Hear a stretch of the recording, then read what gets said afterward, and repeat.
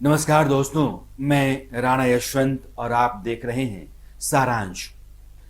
देश जब आज़ादी की लड़ाई लड़ रहा था, महात्मा गांधी मैदान में उतर चुके थे। उन दिनों बिहार का एक नौजवान अपने बाप की विरासत ढोने से बगावत कर रहा था। कैंची, कंघी, उस्तरा, नोहरनी लेकर लोगों की हजामत बनाने और बार बार गाली दुत्कार खाने से वह आजिज आ चुका था। एक रोज वह नौजवान पश्चिम बंगाल के खड़गपुर निकल गया। वहां काम तो पिताजी वाला ही था, लेकिन इज्जत के दो पैसे आने लगे। एक रोज वह नौजवान पड़ोस के मेदिनीपुर गया। वहां रामलीला हो रही थी। रामलीला देखते ही उसको लगा शायद यही सब कुछ है जिसमें उसका मन लग सकता है। जिंदगी किसी पटरी पर आ जाए, इसके लिए उसने पुरी जाकर भगवान जगन्नाथ का आशीर्वाद लिया और गांव लौट आया। उसी गांव जहां से भागकर खड़गपुर गया था। अपने यार दोस्तों की एक मंडली बनाई और नाच रामलीला खेलने लगा। शादी ब्याह में लोग बुलाने लगे और देखते देखते उसकी शोहरत आसमान चढ़ गई। लोग उसका नाच देखने के लिए कुछ कुछ रात में नहर, नाला, नदी, पाइन, जंगल, झाड़ की परवाह किए बगैर कोसों जाने लगे। वह नौजवान भोजपुरी का सितारा बन गया और अनजाने में ही उसने अपनी मातृभाषा को बहुत बड़ी ऊंचाई दे दी। उस नौजवान का नाम था भिखारी ठाकुर। गांव कुतुबपुर दियारा, जिला छपरा, बिहार।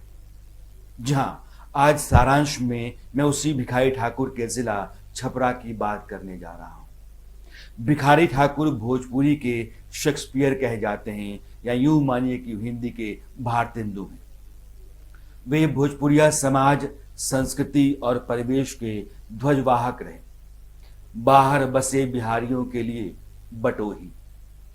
छपरा में भोजपुरी का एक और सितारा उसी समय पैदा हुआ जिस समय भिखारी ठाकुर थे। उसको पूर्वी का जनक कहा जाता है। नाम था महेंद्र मिश्र। महेंद्र मिश्र भिखारी ठाकुर से 1 साल बड़े थे। वे सिर्फ अपने लिखे गीत ही गाया करते थे, कभी किसी और का गाना नहीं गाया। महेंद्र मिश्र के लिखे गीत शारदा सिन्हा ने गाकर बेहिसाब शोहरत पाई। महेंद्र मिश्र उस समय छपरा के सबसे बड़े जमींदार हलिवंत सहाय के बहुत अच्छे मित्र, शुभचिंतक और सलाहकार थे। कहते हैं कि मिश्र जी ने मुजफ्फरपुर की मशहूर और बेहद खूबसूरत तवायफ ढेला भाई का हलिवंत सहाय के लिए अपहरण कर लिया था, मगर बाद में उन्हें इस काम पर बहुत अफसोस हुआ, पछतावा रहा। गनीमत ये रही कि सहाय जी ने अपनी सारी संपत्ति का ट्रस्टी ढेलाबाई को बना दिया। मगर उनके गुजरने के बाद जब परिवार पट्टीदार ढेलाबाई को हलवंत सहाय की पत्नी मानने से इनकार कर दिए, तो उनकी कानूनी लड़ाई महेंद्र मिश्र ने लड़ी। सहाय जी के निधन के बाद महेंद्र मिश्र कड़की में आ गए। एक दिन उन्होंने पूरब की राह पकड़ ली और कलकत्ता चले गए। वहां एक अंग्रेज उनके संपर्क में आया। उसको धीरे धीरे मिश्र जी के काबिल होने, घर की हालत कमजोर होने और ढेलाबाई के लिए भी अदालती लड़ाई लड़ने जैसी बहुत सारी बातों का पता हो गया। वो मिश्र जी का दोस्त हो गया। वो इंग्लैंड जाने वाला था। उसने एक रोज मिश्र जी को अपने घर बुलाया और कहा कि ये देखिए, ये मशीन है और नोट छापने की मशीन है। आप इसको लेकर निकल जाओ, अपना जीवन ठीक कर लो। मिश्र जी उस मशीन को लेकर घर आ गए, गांव। उसके बाद सारा दुख दलिद्र दूर होने लगे और आजादी की लड़ाई में लगे नौजवानों की आर्थिक मदद भी मिश्र जी करने लगे। उनकी तूती फिर बोलने लगी, इज्जत फिर उसी ऊंचाई पर पहुंच गई। सच कहूं तो भिखारी ठाकुर और महेंद्र मिश्र ने ही भोजपुरी भाषा और उसके साहित्य को नाम दिलवाया, पहचान दिलवाई। इन दोनों के बिना भोजपुरी की बात ही बेमानी है। छपरा इस लिहाज से बाकी सभी जिलों से अलग और आला दर्जे का जिला है। इतिहास कहता है कि यहाँ मानव सभ्यता के होने का प्रमाण आज से 5000 साल पहले का है।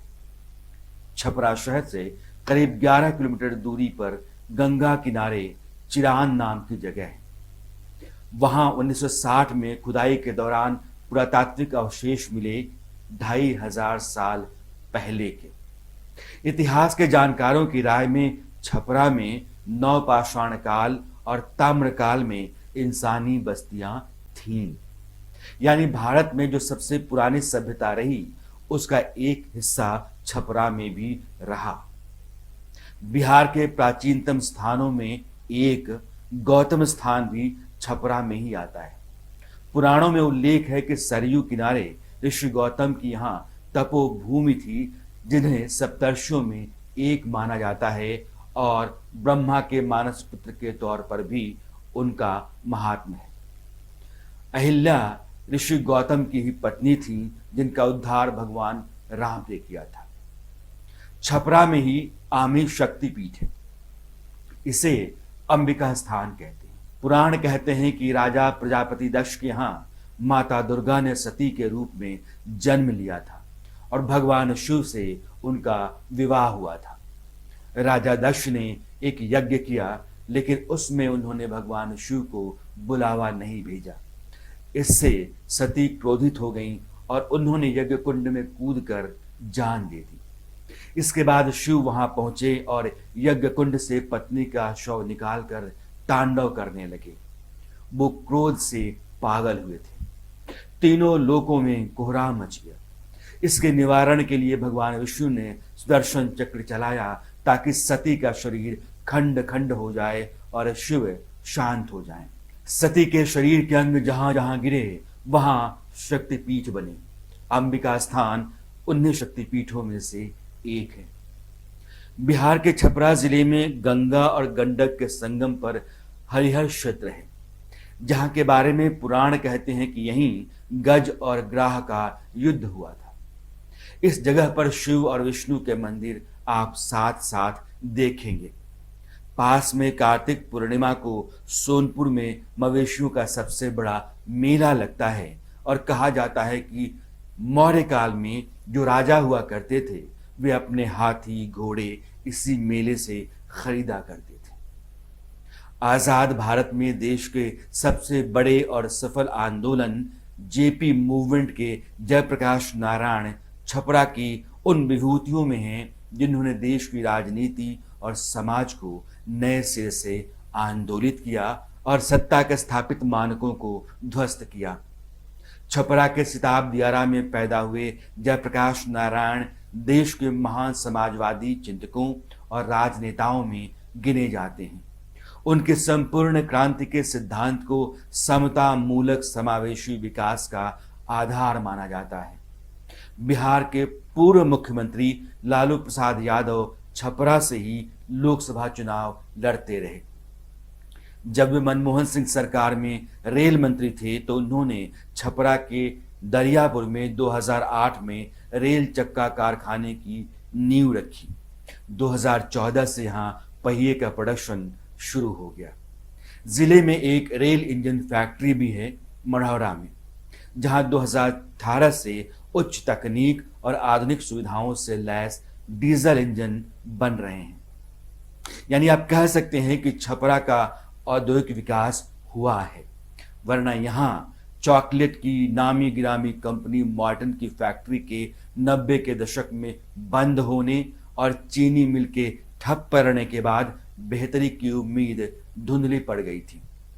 छपरा से जो पहले मुख्यमंत्री हुए वे दारोगा प्रसाद राय थे।